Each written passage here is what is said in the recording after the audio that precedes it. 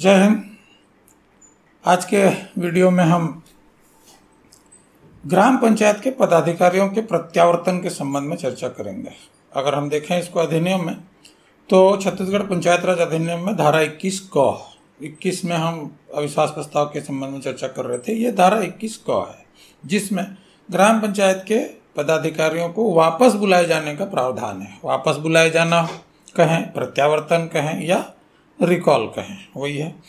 तो इसमें हम देखेंगे कि क्या प्रावधान दिए गए हैं। एक बात पहले मैं कह दूं कि इसमें सिर्फ प्रावधान अधिनियम में ही प्रावधान किए गए हैं। इसके लिए चूंकि अलग से नियम नहीं बनाया गया है, इसलिए इसको क्रियान्वित करने की प्रक्रिया क्या होगी या उसकी विधि क्या होगी, जैसा उसमें लिखा है कि जैसा कि विहित किया जाए। तो विहित किया जाए इन द सेंस वो जब नियम बनेगा तब इसका विस्तार पूर्वक हमको प्रक्रिया के संबंध में तभी पता चलेगा। अभी हम सिर्फ प्रावधान की चर्चा करेंगे क्योंकि अधिनियम में सिर्फ प्रावधान दिया गया है। ठीक है, तो ये पंचायत पदाधिकारियों का प्रत्यावर्तन, रिकॉल या वापस बुलाया जाना, धारा 21 का। सबसे पहले तो ये कि ये केवल ग्राम पंचायत में ही लाया जा सकता है, जनपद पंचायत या जिला पंचायत में नहीं। धारा 21 को सिर्फ ग्राम पंचायत में लागू होता है या ग्राम पंचायत के लिए ही प्रावधान किया गया है। जनपद और जिला में अगर देखेंगे तो इस तरह का प्रत्यावर्तन का कोई प्रावधान नहीं किया गया है पंचायत राज अधिनियम में। आगे दूसरी बात यह है कि ग्राम पंचायत में भी केवल सरपंच या पंच के खिलाफ ही लाया जा सकता है, उप सरपंच के खिलाफ नहीं लाया जा सकता। ठीक है, 21 का सरपंच या पंच के विरुद्ध लगाया जा सकता है, उप सरपंच के विरुद्ध नहीं लगेगा। सरपंच और पंच। आगे तो सरपंच और पंच के लिए क्या क्या कंडीशन होगा, अगर लाना है तो क्या करना होगा। तो सबसे पहले हम देखेंगे कि सरपंच के लिए अगर 21 का लगाना है या प्रत्यावर्तन की प्रक्रिया लाना है तो ग्राम सभा के कुल मतदाताओं में से 1/3 या 1/3 मतदाताओं द्वारा लिखित में मांग किए जाने पर सरपंच के लिए, जो पूरे ग्राम पंचायत में जो पूरी ग्राम सभा होगी, संपूर्ण ग्राम सभा होगी, उस पूरे ग्राम सभा के में का गठन करने वाले जितने भी लोग हैं, यानी कि पूरे ग्राम पंचायत में जितने भी मतदाता हैं, उन कुल मतदाताओं के कम से कम 1/3 या 1/3 मतदाताओं द्वारा लिखित में मांग किया जाना चाहिए। ठीक उसी प्रकार से अगर पंच के विषय में हम बात कर रहे हैं तो पंच के लिए संबंधित वार्ड के, यानी कि वो पंच जिस वार्ड का प्रतिनिधित्व करता है उस संबंधित वार्ड के कुल मतदाताओं में से 1/3 मतदाताओं द्वारा लिखित में मांग किए जाने पर पंच के विरुद्ध भी प्रत्यावर्तन की प्रक्रिया प्रारंभ की जा सकती है। बस कम से कम 1/3 सरपंच के लिए पूरे ग्राम पंचायत के कुल मतदाताओं का 1/3 कम से कम के द्वारा लिखित में मांग, और वार्ड पंच के लिए संबंधित वार्ड के कुल मतदाताओं के कम से कम 1/3 सदस्यों द्वारा लिखित में मांग किए जाने पर, यह पहला कंडीशन है, तभी प्रत्यावर्तन की प्रक्रिया प्रारंभ की जा सकती है। ठीक है, आगे देखते हैं। तो ये जो लिखित में मांग किया जाएगा कहाँ, विहित प्राधिकारी के पास। विहित प्राधिकारी जैसे लिखा है, विहित प्राधिकारी इसके लिए कौन, जो हमारे अनुविभागीय अधिकारी राजस्व होते हैं या उपखंड अधिकारी कहीं पर लिखा रहता है, आपने देखा होगा। एसडीएम के नाम से हम अच्छे से भली भांति परिचित हैं। तो ये अनुविभागीय अधिकारी राजस्व या एसडीएम जैसा भी आपको समझ में आता है, तो वो विहित प्राधिकारी होते हैं इस संबंध में। तो उनके समक्ष ये लिखित में मांग की जाती है जैसा प्रावधानित है। आगे जो प्रत्यावर्तन की प्रक्रिया होगी, अगर ऐसा मांग किया जाता है और विहित प्राधिकारी के द्वारा प्रक्रिया आगे बढ़ाई जाती है, तो जो प्रत्यावर्तन की प्रक्रिया होगी वो क्या होगी।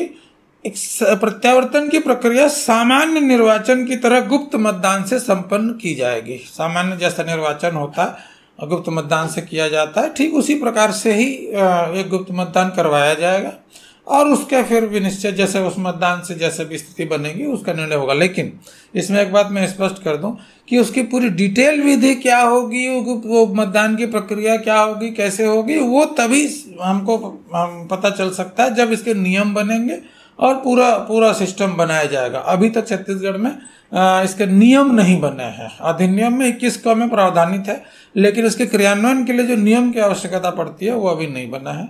जब नियम आएगा तब हम इसके विषय में और डिटेल में विस्तार पूर्वक जान सकते हैं कि पूरी उसकी प्रक्रिया किस तरीके से होगी जिससे कि प्रत्यावर्तन की प्रक्रिया को संपन्न किया जा सके। ठीक है। हाँ, लेकिन इतना जरूर है प्रावधान में कि जो गुप्त मतदान की प्रक्रिया की जाएगी उसका विनिश्चय या उसका निर्णय किस तरीके से होगा, उसमें क्या कंडीशन होंगे। कंडीशन क्या है, देखिए सरपंच के मामले में अगर मैं बात करूं या पंच के मामले, सरपंच के मामले में इसमें जैसे आप देख रहे होंगे, आधे से अधिक मतदाताओं द्वारा प्रत्यावर्तन के पक्ष में मतदान कर दिया जाता है तो संबंधित पदधारी पद पर नहीं रहेगा। सरपंच के लिए भी, पंच के लिए भी। आधे से अधिक मतदाताओं द्वारा प्रत्यावर्तन के पक्ष में मतदान, अब ये आधे से अधिक मतदाताओं, इसको समझने की जरूरत है। आधे से अधिक मतदाताओं मतलब क्या, अधिनियम में प्रावधान को देखेंगे तो इसमें स्पष्ट उल्लेख है कि उस ग्राम सभा का गठन करने वाले, मतदान करने वाले ने, गठन करने वाले कुल मतदाताओं के आधे से अधिक जो है प्रत्यावर्तन, आधे से अधिक मतदान प्रत्यावर्तन के पक्ष में होना चाहिए। मतलब कुल मतदाता जितना उसका आधे से अधिक मत जो है प्रत्यावर्तन के पक्ष में पड़ना चाहिए। या फिर अगर मैं वार्ड पंच के बारे में बात करूं तो वार्ड पंच में कुल मतदाता जितने हैं उस कुल मतदाता संख्या का आधे से अधिक मत जो है प्रत्यावर्तन के पक्ष में पड़ना चाहिए। ऐसा नहीं है जैसे सामान्य मतदान करने का मतलब ऐसा नहीं है कि जैसे जितने लोग मतदान किए उसमें 50% से ज्यादा मत उसमें मिल गया तो जीत गया, हार गया, ऐसा जो करते हैं, नहीं, ऐसा नहीं। गठन करने वाले कुल मतदाताओं की संख्या, चाहे वार्ड पंच के मामले में वार्ड का गठन करने वाले या सरपंच के मामले में पूरे ग्राम पंचायत के गठन करने वाले, जितने कुल मतदाता हैं उस कुल मतदाता का आधे से अधिक मत जो है प्रत्यावर्तन के पक्ष में पड़ना चाहिए, तभी माना जाएगा कि प्रत्यावर्तन की प्रक्रिया जो है 21 की प्रक्रिया जो है वो पूर्ण हुई। और उस कंडीशन में संबंधित जो पदधारी है वो पद पर नहीं रहेगा। ठीक है। अच्छा, आगे इसमें अपील का भी कुछ प्रावधान है क्या, देखते हैं। है अपील के संबंध में जो प्रावधान किया गया है 21 में, उसमें उल्लेख है कि संबंधित पदधारी, अगर ऐसा कुछ होता है अपने पद से उसको प्रत्यावर्तित होना पड़ता है, तो संबंधित पदधारी जो है पद रिक्त करने के 7 दिवस के भीतर कलेक्टर के समक्ष अपील कर सकता है। जिस दिन वो पद रिक्त करेगा, प्रत्यावर्तन पश्चात पद रिक्त करेगा और पद रिक्त करने के 7 दिवस के भीतर कलेक्टर के समक्ष अपील कर सकता है। आगे क्या होगा, कलेक्टर महोदय के पास अगले 30 दिन का समय होगा। 30 दिन के समयावधि के भीतर कलेक्टर महोदय इस संबंध में निर्णय देंगे और उनका निर्णय अंतिम होगा। ठीक है, ये अपील का भी एक प्रावधान है। आगे 2 बातें और इसमें है जिसको विशेष रूप से याद रखना चाहिए और समझना चाहिए कि प्रत्यावर्तन की प्रक्रिया कब लाई जा सकती है और कब नहीं लाई जा सकती। किसका को लगाने के लिए कंडीशन क्या है, शर्तें, प्रारंभिक शर्तें क्या है। प्रारंभिक शर्तें यह है कि चाहे हम सरपंच के विरुद्ध लगाना चाहें या पंच के विरुद्ध, ठीक है, स्पष्ट है कि यदि वो सरपंच या पंच आम निर्वाचन से अगर निर्वाचित होकर के आया है तो आम निर्वाचन से आने वाले सरपंच या पंच के लिए उसके कार्यकाल का 2.5 वर्ष जब तक वो पूर्ण नहीं कर लेता तब तक 21 को नहीं लगाया जा सकता। 2.5 वर्ष पूर्ण करेगा उसके बाद ही लगाया जा सकता है। या फिर दूसरी बात, यदि वो सरपंच या कोई पंच जो है अगर उपचुनाव से आया है, उप निर्वाचन से आया है, तो जो बची हुई शेष अवधि ही उसका कार्यकाल है, उस शेष अवधि का जब तक आधा कंप्लीट नहीं हो जाता तब तक ये 21 को नहीं लगाया जा सकता।